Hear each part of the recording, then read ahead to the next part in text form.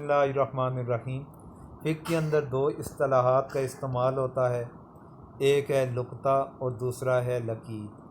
ان دونوں کے معنی کے بارے میں آپ حضرات کے سامنے ان کی تعریفات ذکر کرنا چاہوں گا کہ ان کے کیا معنی ہے، ان کی تعریفات کیا بنتی ہیں فقہ کی نظر کے اندر۔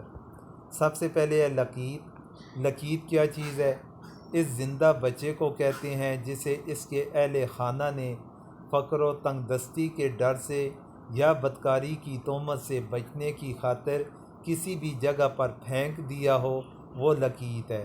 یعنی کہ گندگی کے ڈھیر کے اوپر، کسی راستے کے اندر، کسی بھی ویران جگہ پر اگر کوئی بچہ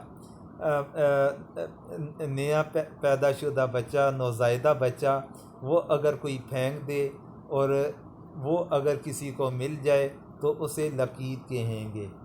پھر اسی طرح لقطہ۔ لقطہ کس چیز کو کہا جائے گا؟